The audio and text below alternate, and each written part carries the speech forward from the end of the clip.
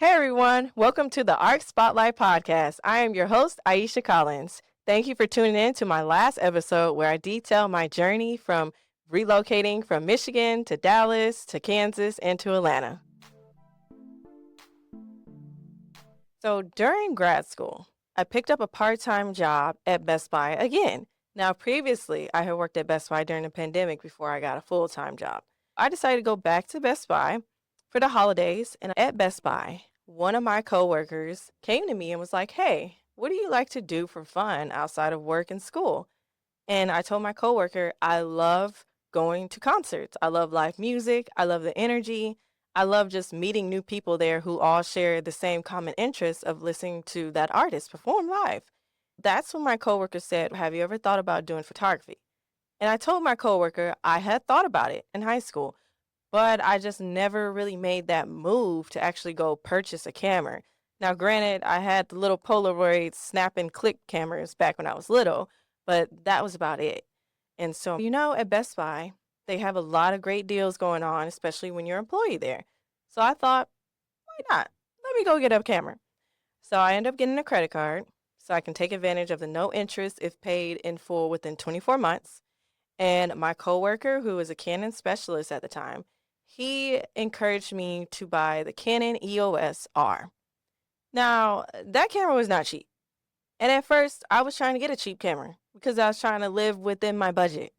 But my coworker said, "Hey, if you go cheap, you're eventually going to have to graduate into a more expensive camera. So it's either you make the move now or you make it later on down the road." And I thought, why not? Let me go get that camera. So I bought the Canon EOS R and it came with a kit lens, the 24 to 105 kit lens. So that camera was amazing. I love the camera so much. To this day, I still have it. So I learned that camera, and my coworker told me every day when there's no customers and we're not busy, bring my camera to work, and he would show me how to use the camera, all the way from turning it on, taking pictures, how to edit it in Photoshop, Lightroom, you name it, all of that. Came in the next following week with the camera. He showed me how to use it every week when we were at work. So after a week or two of learning the camera, he told me, "Hey, now you can reach out to those venues that you normally would buy tickets from or win tickets off the radio and ask them if you can get a photo pass." So I started reaching out to the venues for a media pass, which would grant me entry to take pictures of an artist performing. So the first artist that I ever took pictures for was Super Duper Kyle. He made that song, "I Spy with My Little Eyes." I don't know if y'all heard of that song, but yeah, I heard of it when I was growing up. He was coming into town and he had a opening act and his name was Laven Kelly. So I was like, okay, I'm gonna reach out to Laven Kelly in his DMs and I'm gonna ask if I can shoot some content with him. Now, granted, that was the first concert I ever shot, so I did not know how to work my camera in low light settings. I was used to like shooting outside or something like that. So when I got there, I did the best I could. And I had friends and my coworker helped me clean up them pictures, but to me, they wasn't the best. However, Super Duper Kyle and Laven Kelly, they loved the pictures. They thought they were amazing. After that experience, I went on to apply for other concerts and other artists who were coming into town. And this was all happening at like House of Blues. Now, House of Blues is like nationwide. It's a very small venue, not that very lit inside. So, I had to work with what I had. So after that concert, I went home and I looked at the pictures and I researched ways on how to take better pictures in low light settings, such as a concert. So during the next show, which was Lucky Day was coming in. And this was when he had first produced his first album. He won a Grammy. So that show was completely sold out. I went over there, got a media pass to shoot. So I go back to House of Blues. I'm shooting Lucky Day. I happen to meet his manager, who also happens to be Greek. And he saw that I had my AKA wristband. And he was like, "Hey, we really take care of our Greek sororities and fraternities." He looked out for me and he was able to get me like backstage. So I was able to meet Lucky Day, take pictures of Lucky Day, meet and greets. I was testing out different camera lenses when I was working at Best Buy. So I had a different camera lens. And man, when I tell you I saw the difference in the way my pictures came out with that one versus the first one, amazing. I'll make sure to show y'all the pictures because them were amazing. Them are my favorite. I actually have the Lucky Day picture framed in my room. Basically, all this is still going on while I'm in grad school. Now, while in grad school, I decide to take a part-time internship on campus because working part-time at the school that you're taking classes, they give you a stipend. At that time, I was doing the part-time job on campus and going to concerts in the Dallas area and taking pictures.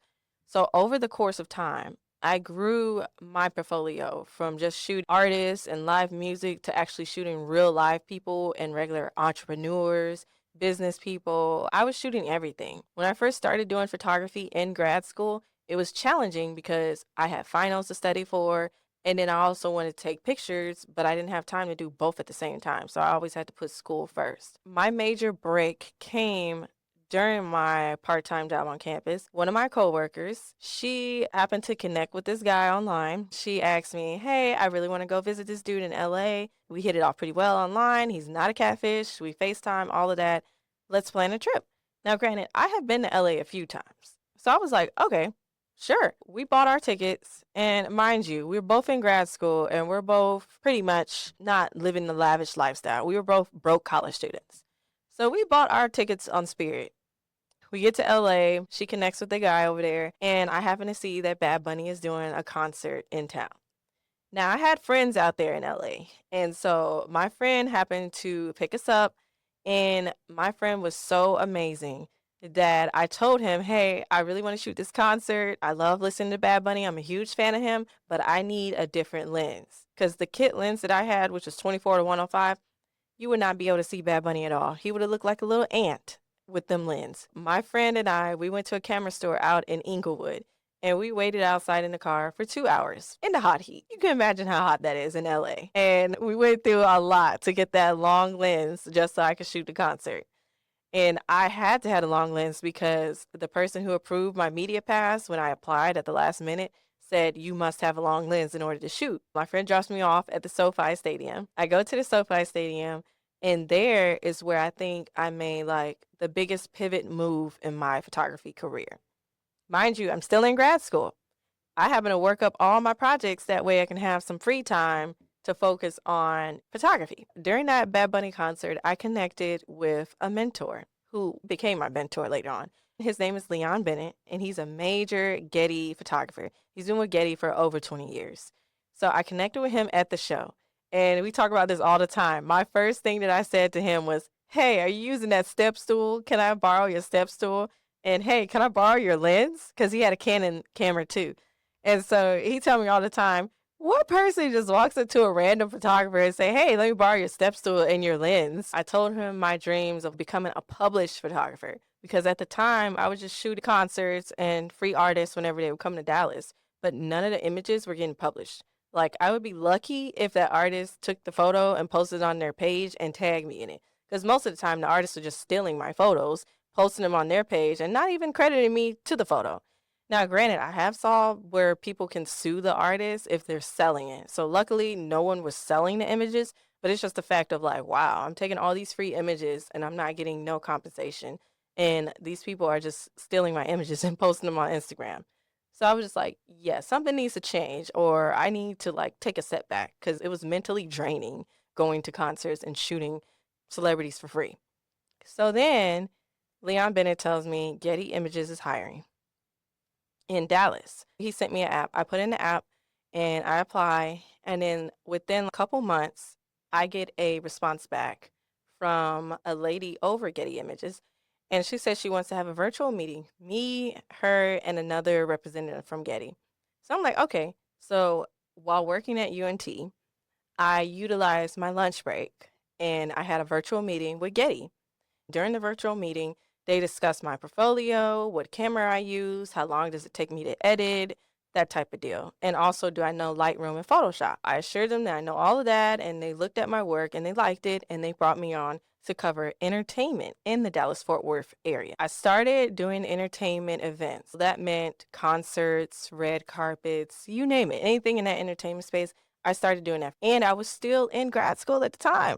But during that time period, I was like, I really want to hurry up and get my degree because I may use it later on. After working with Getty for about a year or two, that's when I felt like I hit my big break and they started giving me bigger projects, better clients. And from those clients, I also was able to utilize my portfolio to get outside clients. And using the Getty images that I'd taken and showing my work to people and also telling them that I'm a Getty photographer, it opened a lot of doors for me to where I don't think I would have been able to step in them rooms if I was still doing free concert pictures. My biggest thing that I always tell people, especially new photographers who are also working a full time job and in grad school, is to always look for a mentor. I still talk to my mentor. I'm always asking him on advice for taking better photos or how can I change the angle on this. And I'm also pivoting into videography as well. During grad school, I got inspired to start a fashion brand. And my fashion brand, I named it ARC Edge Styles.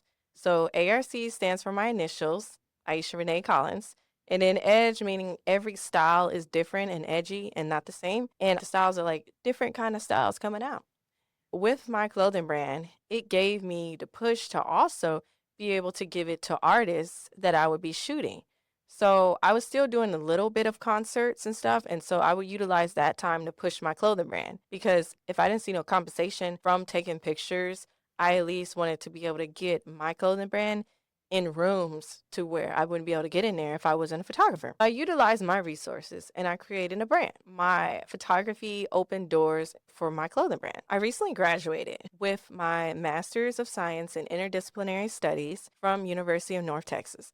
And the concentration that I focused on was business, marketing, and education. I love the fact that I learned so much in my business classes that I was able to utilize those skills for my clothing brand and my photography business. One of the biggest things that I did for myself was invest in training. Even though I feel like I know a lot about photography, I always look at ways to improve my photography. A couple years back, I took this photography class in Atlanta. I went to an intro class in Atlanta, and then I paid for a 3-month training where I have actual coaches who I still talk to this day, and they advise me on how to get clients, how to improve my portfolio, how to build your website and your Instagram, that type of A through Z on everything. And they also taught you video skills too. If you didn't know how to take photos and videos, they walk you through those skills too. I invested in that along with having my mentor.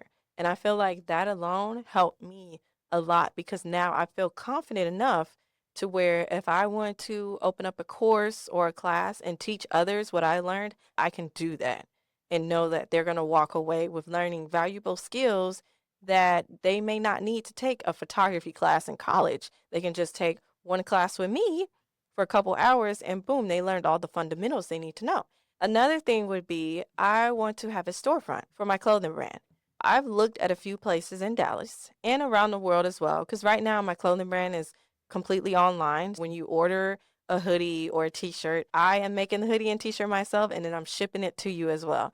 And so I'm figuring out ways to improve that process because I feel like when you're an entrepreneur, you have that mindset of, oh, I can do this, I can do that. I don't need to hire nobody for this, or I can do this myself.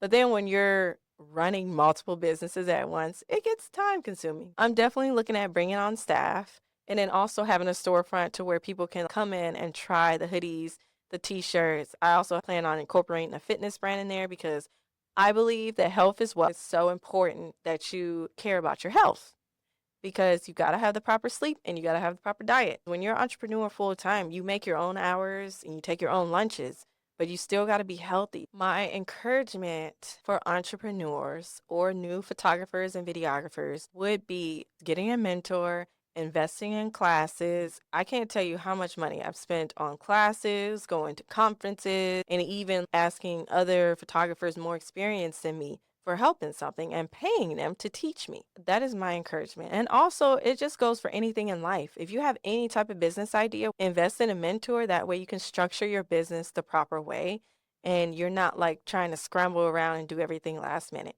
One of the things that I really invested in was setting up contracts with invoices because I learned early on you cannot take someone's word that they will Cash App you or Zelle or PayPal you payment for your work. You need to have contracts placed.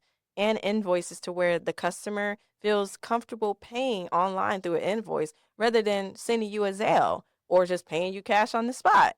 Because you have to have checks and balances. At the end of the year, when you're getting ready to file your taxes, you got to be able to show that you made this amount of money, you spent this amount of expenses, and everything like as far as good bookkeeping. That's so important. So for me, I use HoneyBook. If you want to be strategic with your contracts and invoice, I definitely recommend HoneyBook.